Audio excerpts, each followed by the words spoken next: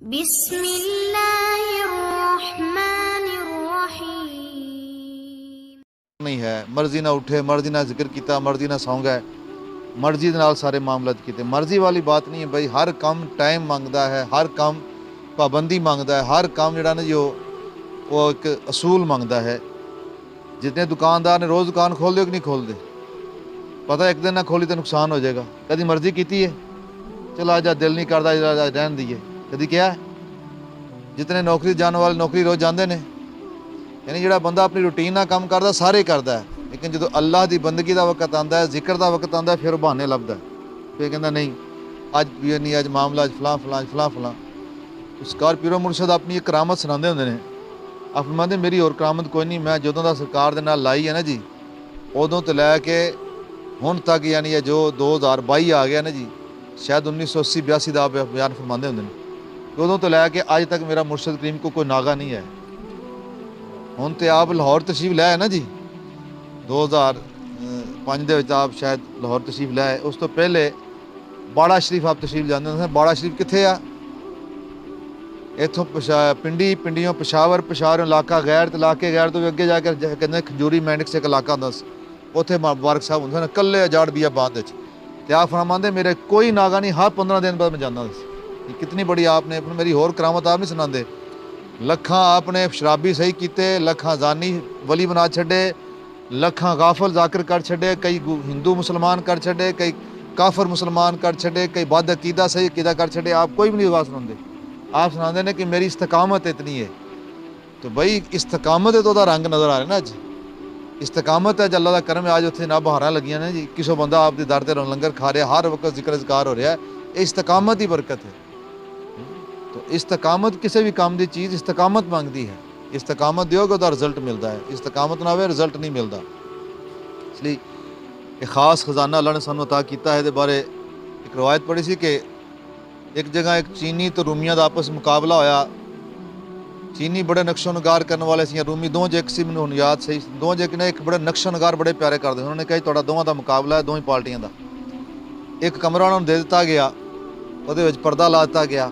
उन्होंने कहा इधरली दीवार तुसीं करनी तो इधरली दीवार तुसीं करनी है, सही रंग चैन बनाने ने, बैल बूटे बनाने ने, तुहाडे कोल इन्ने दिनों का टाइम है, इन्ने दिनों के बाद तुहानूं चैक किया जाए कि जिहदे नैन नक्श, जिहदे बूटे, जिहदे सारा नक्शो नगार सही है, उन्होंने नाम दिता जाएगा। एक पार्टी ने नक्शो नगार बनाने शुरू कर दिते। दिन रात उन्हें जनाब अपने फन के सारे जोड़े ने जो वो तरीके आजमाए, अच्छे तो अच्छा उन्होंने जी जो नक्शो नगार बनाया। दूसरी पार्टी भी अपना फन करती रही। जो वक्त पूरा हो गया, उन्होंने कहा चलो जी हम तुहाडे नाल जी टैसट लईए, चैक करिए मामला। जो सारे आ गए, चैक किया, पर्दा हटाया गया, उधर भी वो नक्शो नगार तो उधर भी वो नक्शो नगार। एक सूत्र का फर्क नहीं, एक सूत्र की कोई चीज़ का फर्क नहीं है। वो बड़े हैरान होए, उन्होंने कहा यार की है, किमें हो सकता है कि हर चीज़ कितना कितने तो वाधा घाटा होना चाहिए ना जी, कितना कितने तो उन्नी भी होनी चाहिए। बूटे वही रंग रूप, वही चीज़ा, वही दुध उत्ते। क्या दसो यार राज की है, सानू समझ नहीं आती, अस फैसला नहीं कर सकते। उन्होंने फिर दसा जी राज ये है, इन्होंने बेलियां ने जहन मेहनत करके नक्शो नगार बनाए ने, सारा कुछ किया है। इधरले बेदी कहते असीं कोई नक्शो नगार नहीं बनाए, असीं सिर्फ अपनी दीवार चमकाते रहे हैं, असीं अपनी दीवार रगड़ते रहे, रगड़ते रहे, रगड़ते रहे। वो इन्नी रगड़ी कोई शीशा बन के इधरले सारे नक्शे इधर आ गए। ये हुण अगे फिर रिजल्ट वे कहते हैं, जो बंदा अपना कसरत नाल जिक्र करता, अपना कलब पा कर लेंदा ना जी, सीना पा कहता है ऐ तन रब सच्चे दा हुजरा ते विच पा फकीरा चाहती, ना कर मिन्नत खाज खिजड़ तेरे अंदर आप हयाती हो, इश्क दा दीवा बाल अंदर मत लब्बे दस्त खड़ाती हो, ते मरन थे अगे मर गया बाहू जिन हक दी रमत पछाती। जिस चीज़ों वास्ते असीं धक्के खाने ना जी, वो सारा कुछ अल्लाह ने इत्थे रखिया है। दाता साहब अर्शे आ रही कि नहीं आ रही भाई, बाबे फरीद दे दर ते अर्शे आ रही कि नहीं आ रही, इस दौर सरकार मियाँ साहब दर ते अर्शे आ रही कि नहीं आ रही।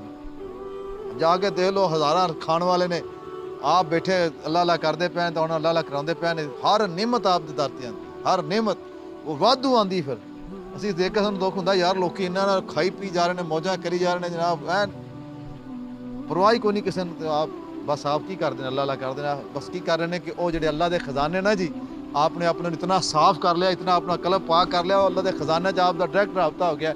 जो कुछ उधर मालिक की बारगाह च ना इधर भी आता है जी।